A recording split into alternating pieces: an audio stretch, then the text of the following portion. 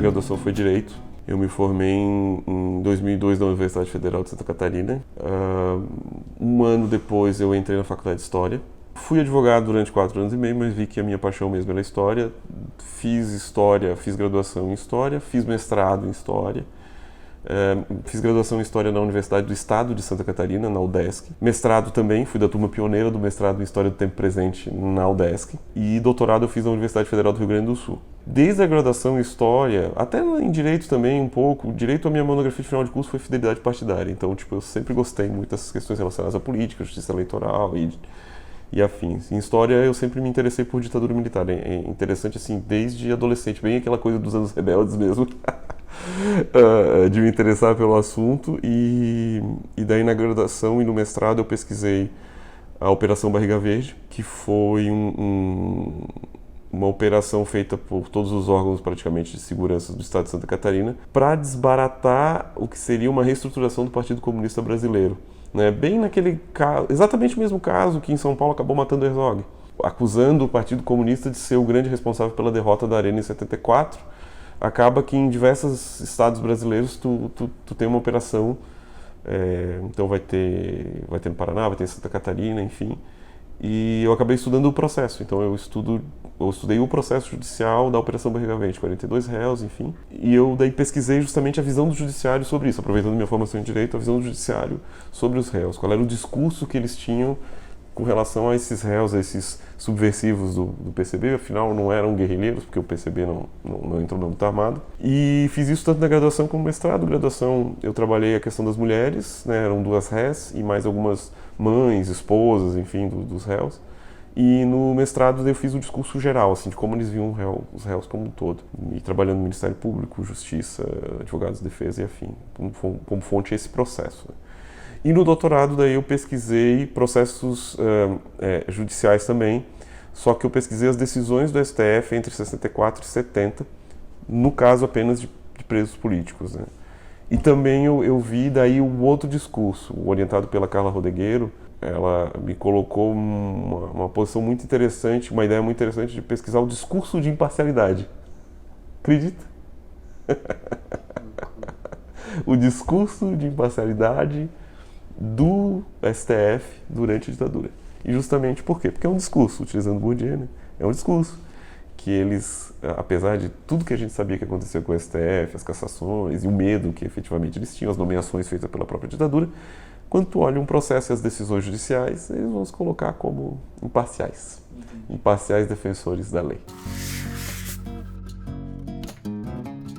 Eu sempre tive essa questão de, como se fala muito do legislativo, se fala muito do executivo, se fala dos órgãos de repressão e do judiciário não se fala nada.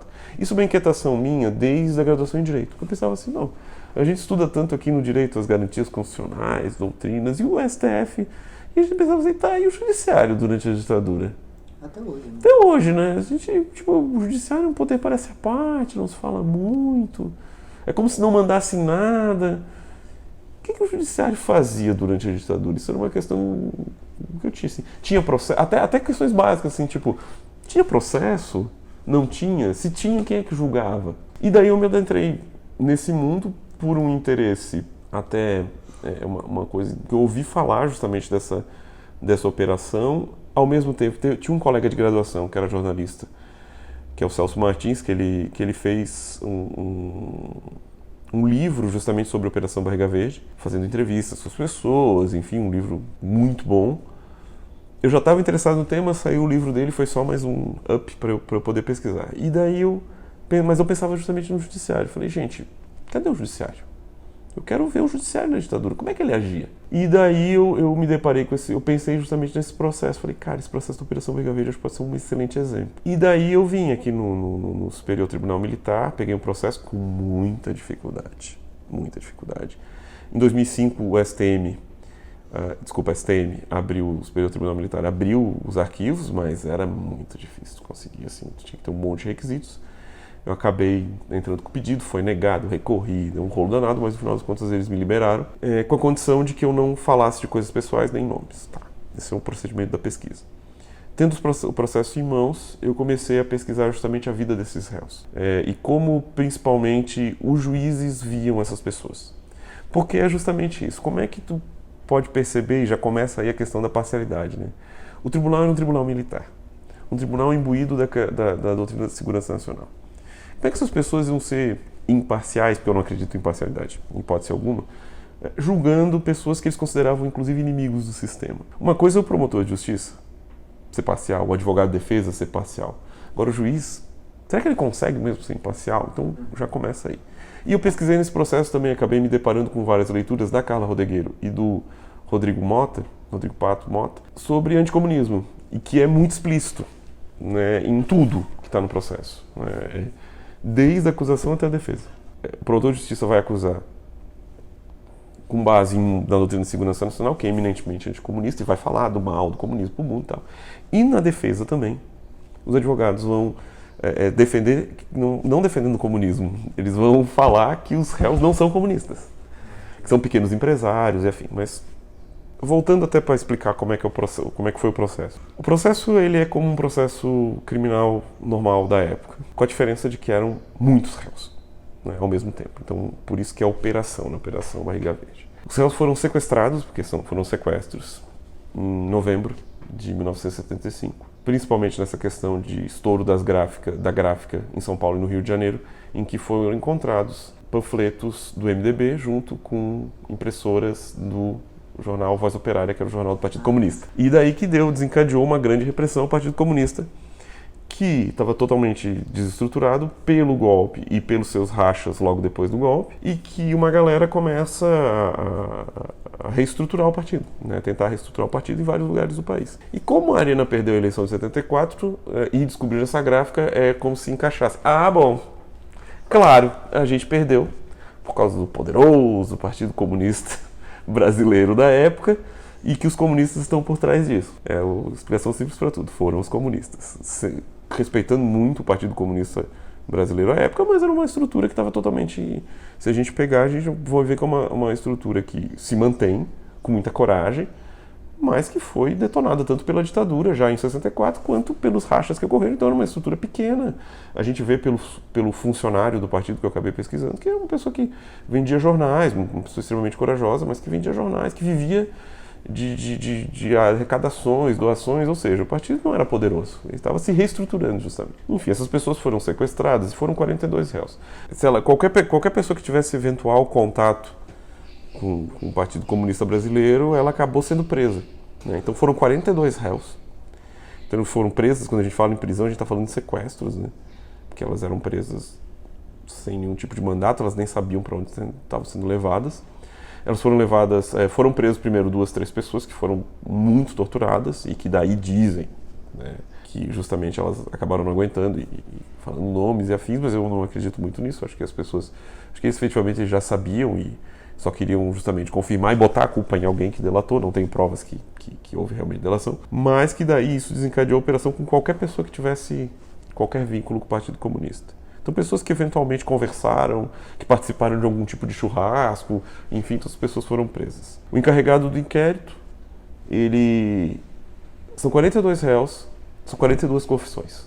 Eu sempre digo que é um minócito piniquim, né? Quem fala a verdade sai. E, obviamente, houve torturas, né? Depois, aí passa justamente essa fase do ICOD de Curitiba, eles são levados para Curitiba, de torturas e de todo tipo de práticas de torturas, alguns mais, outros menos, torturas psicológicas ou físicas, ou os dois. Depois de um tempo, essas pessoas, elas são levadas, ninguém morre, né? São levadas daí, presas, voltam para Florianópolis, são presas no batalhão de infantaria, são presas em presídios mesmo, e começa daí o processo judicial, no qual daí o promotor de justiça vai denunciar todo mundo, praticamente, né, por crime contra a segurança nacional, o principal crime, tentativa de reorganizar partido declarado ilegal. Mas claro que a tortura justamente vem na questão, primeiro, como a Mariana Joffre fala, né, do castigo, né, e de tentar colher alguma informação ou confirmar alguma informação que eles ilegalmente já tinham conseguido através de escutas e afins.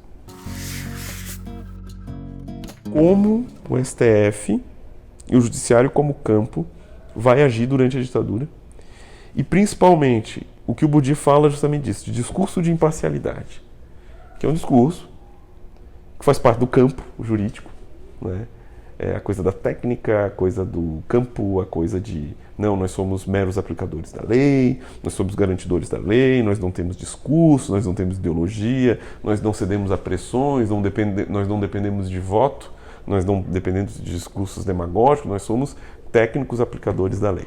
Na verdade, a minha ideia inicial também era fazer todo o período da ditadura. A gente entra no doutorado, a gente acha que a gente pode abarcar o mundo, porque vamos ter 4 anos, e a minha orientadora já mencionava, é muita coisa. E realmente, chegou em 70 eu vi, gente, muita coisa. E daí o que eu fiz? Entre 64 e 70 me dá um bom parâmetro, porque foram os atos institucionais. Então eu pego decisões desde o AI-1, né, de gente que começou a ser julgada, inclusive por coisas que fizeram antes da ditadura estourar, coisas que não eram crime, até gente que foi julgada depois AI-5. Né? E justamente o discurso judicial para essas decisões. E a gente vê, então, a questão de que sim, que tem muita ideologia da segurança nacional, e até mesmo porque 3 ministros do Supremo tinham sido cassados. Né? Então eles sabiam que até onde eles poderiam ir. E eles foram cassados por coisas tipo, eles eram razoavelmente vinculados ao regime antigo, alguns presidentes anteriores, até o João Goulart, enfim, mas eles acabaram sendo punidos por pressão de boa parte dos militares, mas também porque era aquela coisa assim, eles aplicavam as garantias, eles tentavam aplicar as garantias constitucionais e liberavam gente importante, e daí eles acabaram sendo cassados. Então os juízes que entram, né, os ministros que entram, já têm justamente essa noção de até onde eles podem ir, e são pessoas extremamente afinadas com o regime, com o sistema, né, e vão ter a ideologia do sistema, e vão adaptar, eu sempre chamo isso de uma adaptação à ideologia vigente, à cultura política vigente, à ideologia que eu chamo de uma ideologia, não posso chamar de ideologia jurídica, mas uma forma de agir, uma forma de pensar, um discurso, né, dentro justamente do judiciário, dentro do STF. Então, por exemplo, vou dar um exemplo muito, muito claro que eu falo na minha tese, com todo respeito à figura pública dele, né, que eu admiro muito, né, que foi um grande lutador pela liberdade do Brasil, que é o Evandro Lins e Silva. Né? Ninguém aqui vai falar mal ou criticar, mas a gente nota, por exemplo, que nenhum dos ministros do STF, nem o Evandro Lins e Silva, quando estourou o golpe, mostra, inclusive em suas memórias, mostra alguma preocupação com os rumos do país. A grande medo do Evandro Lins e Silva, um medo legítimo, era ser cassado. Tanto que logo depois o Castelo Branco teve uma reunião e cumprimentou cordialmente, enfim, ele pensou, não vai ter problema, não vou ser cassado. Então, ou seja, o STF se fecha como corpo. O STF vai dar posse para o Ranieri Mazzilli aqui no Planalto. Ele vai apoiar o sistema. Eu digo que o judiciário, na história brasileira, ele se adapta aos sistemas vigentes para não perder poder. E quando existiu essa revolta durante a ditadura, logo depois do AI-2, eles já começam a ter brigas, isso eu analiso na minha tese também, já começa a ter brigas, rusgas, porque eles aumentam o número de ministros do STF sem autorização do STF, né, com o AI-2, aí depois vai começar a ter justamente brigas, porque o STF vai começar a julgar algumas pessoas de acordo com a lei, de acordo com a Constituição e afins, principalmente o Evandro Lins e Silva, e isso vai ser uma coisa que ele vai bater de frente, efetivamente, com a ditadura, e daí vai mostrar que o regime não está muito afim, e principalmente não está muito afim de garantias constitucionais e afins, e se vai ter algum ministro, algum poder que vai tentar fazer sombra a ele vai caçar, e daí caçou os 3 ministros o Vitor Nunes Leal, o Hermes Lima e o Evandro Lins e Silva. E depois disso, e caçou também 59 juízes pelo Brasil.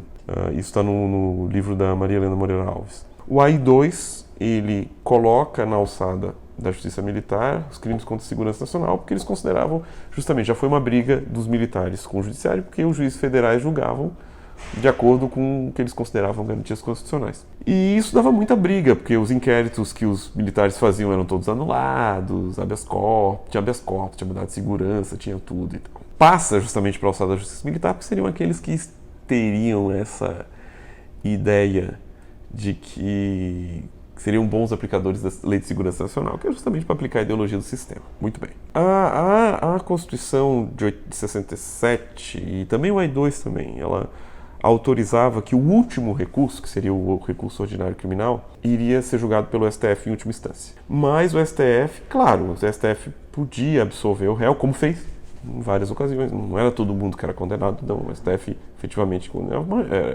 Mas a gente notava, assim, o que eu notei, né, gente, eu notei quando eu pesquisei que o STF era difícil um réu que tivesse sido condenado nas duas instâncias que não fosse condenado no STF. E claro que tem todo um debate ali dentro do STF justamente sobre a questão de provas, né? Até onde o STF poderia ir, né? Então o STF, o recurso ordinário, ele não poderia, digamos assim, analisar provas, esse tipo de coisa, mas é impossível. Ele acaba analisando o processo inteiro e eu acho que faz parte também, não seria contra. Aí o advogado falando não seria contra, acho que faz parte. Mas a questão é, o que eu notei nas decisões do STF? Primeiro, que depois do AI-1, depois do AI-2, ali a Constituição, até que as condenações não eram muitas. Não eram muitas. Pessoas, muitas vezes elas eram absolvidas. Mas o que eu noto é que em primeira instância ou segunda instância, eles aproveitavam muitas vezes alguns votos divergentes dessas instâncias. Digamos que o cara foi condenado em primeira instância, mas ele era julgado sempre por um coletivo. A Justiça Militar julgava por um tribunal militar, que eram 4 militares e um civil. E no Superior Tribunal Militar também era um colegiado, né, um coletivo. E sempre tem um ou outro voto de divergência. Eu notava que o STF, ele aproveitava normalmente algum voto de divergência para julgar, ou seja, não saía do campo. Dificilmente um cara que era condenado 2 vezes e condenado normalmente por unanimidade, ele era absolvido no STF. Né? Alguém pode dizer assim, mas daí é porque tinha muitas provas. Talvez. Será que não era por medo? Isso acontecia direto. E eu notei que depois do AI-5 as condenações aumentaram assim, disparado. Então, tu pegava uma coisa de 20 a 30% de condenações antes do AI-5 e depois do AI-5 tu vai ver mais de 50% das pessoas eram condenadas. Né? E eu digo que coincidência. Né? Logo depois do AI-5, que caçou 3 ministros, né? Então eles acabam justamente falando isso. Então sim, o STF, existia a possibilidade de um recurso ao STF. Era o único tribunal civil, né, que um réu poderia recorrer para tentar a sua absolvição. Mas ele estava totalmente imbuído também da doutrina de segurança nacional, até porque, principalmente depois dessas pessoas que foram cassadas, volta o número de ministros a 11, e daí praticamente todos os ministros são afinados com o sistema, e maioria ali não digo que a maioria, mas pelo menos 5 ali já foram indicados pela própria ditadura. Então eles já estão imbuídos, eu sempre digo, dessa doutrina de segurança nacional, e eles às vezes discordam do STM e afins, mas em geral é só uma adaptação da doutrina do STM e da Justiça Militar para o STF mesmo. Eles estão totalmente imbuídos dessas doutrinas. Eu vejo o seguinte, antes de mim tinha o Wendson Júnior, que eu cito muito na minha tese, que tinha pesquisado o STF, só que com um outro viés, excelente pesquisa, uma tese de doutorado. Eu vi que tinha alguma coisa aquele que foi ministro dos Direitos Humanos, Vanuque. Ele também tinha pesquisado alguma coisa, a pesquisa dele não era sobre o STF, mas tinha algumas coisas relacionadas a isso.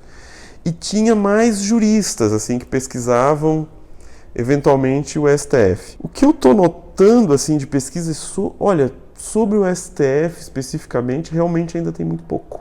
Eu acho que é um grande campo aí a ser explorado e pesquisado, até porque o STF, isso é um elogio que eu faço, ele tem uma estrutura muito boa de arquivo e uma tranquilidade muito grande em liberar esses arquivos, eu noto assim, eles não prendem os processos em geral, então os processos que estão sob guarda do STF, porque muitos voltam para a Justiça Militar mesmo. A Justiça Militar, eu soube que ultimamente está bem mais tranquilo. Conversei com alguns alunos que foram lá e eles elogiam até bastante, assim, que está com muita tranquilidade de conseguir. Só que o STF, eu noto assim, dá bastante facilidade, inclusive coisas assim de mandar por e-mail. Claro, tu paga algumas taxas, mas a maioria das vezes simbólicas. E existe uma facilidade muito grande de ter acesso justamente a essas fontes, né? Mas eu ainda acho que está começando, né? Eu acho que como tudo, né, principalmente na história, porque eu acho que no direito já tinha algumas pesquisas, até algumas coisas. Eu cheguei a dar uma olhada, tem um livro que não é necessariamente sobre o STF, mas é do Bonavides, que fala sobre as constituições, que daí cita a questão da ditadura. Eu vejo alguns artigos assim meio esparsos trabalhando a questão do STF, enfim, mas eu vejo que tem muita coisa para explorar ainda. Eu acho como tu falaste, tem um livro do jornalista que eu não li ainda, mas pretendo ler, e outras coisas que ainda estão muito incipientes com relação ao STF. Tem muita coisa para pesquisar. Um dos traços autoritários, que eu acho que tem muito desse período da cultura autoritária brasileira, é justamente o fato, não todos, claro, mas de muitos juízes, muitos, eu não sei se maioria, mas muitos, ainda acharem que tem a obrigação ou que sua função é condenar. Isso é muito forte. Isso é muito forte. Tanto que o Sérgio Moro, qual é o principal argumento dele sobre os vazamentos gravíssimos que aconteceram, de combinação com um promotor de justiça, com um procurador da República? São normais. De tudo que ele falou, isso é uma coisa que eu acredito que ele está falando, está sendo sincero. Ele acha que é normal. Ele acha que a função dele é condenar as pessoas, como juiz. Ele acha que é condenar. Ele acha que ele é um braço repressivo do Estado. E o juiz não é. O promotor é. A polícia é. O juiz não. O juiz é o garante. Ele vai garantir que a pessoa vai ser condenada caso tenha provas. Ele vai garantir o direito à defesa. Ele vai ser a letra da lei. Isso no discurso jurídico, tá? Não estou falando nem na questão da cultura política e tal. Então, eu vejo que o juiz, ele muitas vezes, não digo todos, ele acha, e o caso do Moro é um caso emblemático, e eu espero que isso mude na cultura política brasileira e na cultura jurídica brasileira, que é justamente o juiz se ver como alguém que tem que prender as pessoas. Não, não é essa a função dele. Então, você perceba o seguinte, nós temos uma enorme estrutura de polícias no Brasil. Temos a polícia militar, temos a polícia civis, temos até as guardas municipais agora, né? Tem a possibilidade de fazer algum tipo de investigação. Temos a Polícia Federal, temos a Polícia Rodoviária Federal. Nós temos até uma polícia ferroviária, sabia? Temos uma polícia ferroviária. É como tem poucas ferrovias, não é tão falado. Mas veja como temos polícias no Brasil. Temos polícias de fronteira, que normalmente é a Polícia Federal, mas tem muita gente do Exército, inclusive, que faz esse trabalho de fiscalização, assim como no mar é feito pela Marinha. Veja como nós temos uma estrutura de segurança muito grande. Isso é um resquício da ditadura. Porque o Estado liberal é o Estado da segurança, né? Principalmente da propriedade. Ponto. Isso é um dos pontos. Além disso, nós temos uma estrutura histórica e temos uma outra estrutura que foi colocada dentro da Constituição de 88, que é o Ministério, foi colocado vários poderes, que eu concordo que eles têm esses poderes, não sou contra, não, que é o Ministério Público, que em 88 ganhou um monte de atribuições que antes eles não tinham. Né? E, principalmente, eles conquistaram a sua independência funcional, a sua autonomia como poder, porque antes eles eram vinculados ao executivo.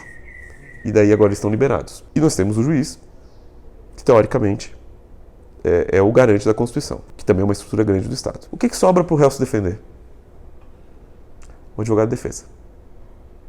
Duas coisas sobre o advogado de defesa. Primeiro, que vejam que há muito pouco tempo foi feita uma defensoria pública no Brasil. E que ainda não tem uma estrutura como tem no Ministério Público. Pega o Ministério Público dos Estados e as defensorias públicas dos Estados. Nem se compara. Ou seja, para a defesa, para garantir a Constituição, para garantir a defesa dessas pessoas, uma estrutura pequena. E que, por muito, o meu estado, Santa Catarina, ele entrou com uma ação no STF para não ter que fazer defensoria pública. Porque eles consideravam que o jeito que eles faziam, que era o jeito que era feito, inclusive, na maioria do país, até porque era advogados dativos, por favor, né, que o Estado pagava, garantia o direito à defesa, ele te paga tal. Primeiro que o Estado, no final das contas, demorava pra caramba para pagar o advogado com os precatórios que eles tinham. Né, que o juiz determinava, tantos precatórios, uma unidade lá para o advogado. O advogado pegava a causa, ele pegava essa, como pegava mais uma e outra. Muitas vezes os advogados bons mesmos, né, os criminalistas famosos, não pegavam mais réus do Estado. Que cobravam 30, 40 mil por defesa de grandes réus, enfim, ou de gente que tinha dinheiro para pagar. Ou seja, veja, essa é a estrutura de defesa do Estado. Nenhuma, praticamente. Agora temos as defensorias públicas depois de muita luta. Mas veja que ainda é bem desigual a questão de ter uma polícia como a gente tem. Que tem que ter, não tem? Tem meus questionamentos sobre o procedimento, mas polícia, o Ministério Público, o juiz, né, e o advogado. E eu faço isso Porque é assim que eu noto que muitos juízes pensam. O próprio Moro vai falar, eles querem fazer o showzinho. Então, defesa é showzinho, entendeu? Defesa é showzinho. É assim, a defesa ela é desconsiderada. Até porque nós vamos começar a falar o seguinte, olha só, muito complicado o que eu vou falar agora, mas você pode colocar. O promotor de justiça, numa audiência criminal, ele está do lado do juiz. Do lado. Então, o juiz, do lado. O advogado, ele fica aqui. Você fala isso fisicamente? Fisicamente, ele fica aqui. Junto com o réu dele. O réu um pouco mais para frente, normalmente mais do lado. Ou seja, ele, o advogado, ele está numa estrutura que tem o juiz e o promotor. Ele está olhando para os dois. De um ponto de vista de hierarquia menor. Isso estruturado. Já estão tentando mudar isso. Não estou falando que isso vai ser eterno. Já estão tentando mudar isso, botar pelo menos no processo criminal o juiz e o promotor justamente como partes iguais, que tem que ser. Aí tu vai perceber o seguinte: os ministérios públicos, não todos, também isso foi uma coisa que mudou muito. Quando eu falo mudou muito, de 88 para cá. Quando eu trabalhei com a promotora em Santa Catarina, nós tínhamos o gabinete do juiz, sala de audiência e o gabinete do promotor. E os advogados? Os advogados, muitas vezes, os juízes nem atendiam. Agora, o promotor de justiça, claro que ele vai atender. Está ali do lado dele. Ele considera o promotor quase como um igual a ele. E o advogado não. O advogado de defesa não. Novamente, eu vou repetir, vou frisar isso várias vezes. Não são todos os juízes que pensam assim. Tem muitos juízes, inclusive, falando, não, eu nunca fiz isso. Porque eu considero que promotor é uma parte, advogado é uma parte, e se eu não posso combinar com o promotor, que eu vou combinar, eu vou fazer alguém. Agora, tem muito juiz que faz. Porque a Defensoria Pública não está dentro do fórum. Tá? Eu soube porque faz muito tempo que eu não atuo. Então, eu soube que a maioria dos ministérios públicos hoje não está mais dentro do fórum. Eu sei disso. E justamente eles fazem isso para manter a independência tanto do Ministério Público quanto essa relação. Mas mesmo assim, a gente percebe que o juiz normalmente vai ter um ou dois promotores que vão trabalhar normalmente com ele. Um promotor, um procurador passaram num concurso tão difícil quanto o do juiz. Então, se você não tiver uma defensoria pública de um funcionário público, independente, que também passou num concurso tão difícil como o do juiz, veja que o juiz não vai dar tanta bola. Ele vai olhar o advogado e vai dizer, quem é esse cara? Ele pode fazer isso. Quem é esse cara? Ele não é tão bom como eu e o outro promotor. Eu acho que nada do que eu estou dizendo é totalmente absurdo, até porque eu estou dizendo, nem todos os juízes são assim. E como eu falei, e os promotores de justiça também, muitos eu acredito que não vão tentar, não vão fazer o que o Moro faz, a maioria, acredito, sei lá, a maioria, mas não vai fazer conluio com o juiz ou coisas assim. Mas é uma coisa que é vista assim. Então, por isso que é tão importante, aí a minha defesa da Defensoria Pública, por isso que é tão importante tu ter uma Defensoria Pública estatal forte. Porque só essa Defensoria Pública estatal vai conseguir defender a pessoa no mesmo nível, digamos assim. Não de conhecimento, porque eu acredito que os advogados também têm um conhecimento suficiente para bater de frente com um promotor. Não é isso. Mas para o Estado reconhecer que aquela pessoa é dotada de tanto conhecimento e tanta força política quanto o promotor de justiça. A males que vem para bem. E essa conversa vazada com o Moro é algo que eu vejo como muito interessante, que é uma quebra de paradigma na cultura jurídica brasileira. Talvez esteja sendo só um sonhador, tá? Mas eu acho que agora os promotores e os juízes vão se cuidar mais. Eles não vão, eu acho que eles não vão, ou vão pensar duas vezes. Os que faziam vão pensar duas vezes. Né? Os promotores e juízes que faziam conluio e tal. Os que não fazem vão continuar não fazendo. E vão ser odiados pelos promotores de justiça, que eu sei que isso acontece. Agora, aqueles que fazem vão ficar mais restritos. E os advogados agora vão dizer, ó, viu? Tanto que quem está mais injuriada com tudo que está acontecendo é a OAB. Porque a OAB agora está comprovando uma coisa, ó, que eles já sabem há bastante tempo, que tem juízes com os promotores que fazem conluio para absolver os réus, para condenar os réus. E que o advogado, eu fui advogado. E eu vou dizer assim, ó, uma das coisas que me desanimava na advocacia era justamente como muitos juízes, não todos, novamente, não todos tratavam advogado. A impressão que dava é que o advogado só atrapalhava. Eu nunca fui criminalista, eu trabalhei sempre com direito civil quando eu trabalhei como advogado. Mas tu notava... Eu tive um caso criminal quando fui advogado e eu fui muito bem tratado. Foi até, inclusive, a questão de partes, coisas assim, foi muito boa. Elogiando aí um juiz, uma juíza lá de Santa Catarina, enfim, foi muito bom. Agora, quando eu era advogado civilista, tinha juízes que davam bronca em advogado, em audiência. Duvido que eles fizessem isso com o promotor de justiça. Duvido. Porque é uma estrutura muito pesada. Vocês fazem isso com o promotor de justiça, o Ministério Público vai inteiro. Ah, mas a OAB? Sim, a OAB é forte também. Mas não é um órgão estatal. Não é um órgão que está ali, que pode condenar o juiz, que pode condenar um presidente, que pode denunciar, pode incomodar. É diferente. Questão do medo, questão do resquício, questão do medo. Muito bem. Então, o que eu quero dizer é o seguinte. O que fica, justamente hoje, no Brasil, dessa cultura autoritária, é a cultura de repressão. Em que, inclusive, o juiz... Primeiro, uma estrutura de repressão muito mais forte do que uma estrutura de defesa. Como eu falei, as defensorias públicas estão começando. Eu torço muito para que continuem crescendo. O segundo é que justamente essa cultura de repressão é tão forte que muitas vezes o juiz se considera parte dessa repressão. Diferente, né, de como deveria ser, de como manda a Constituição.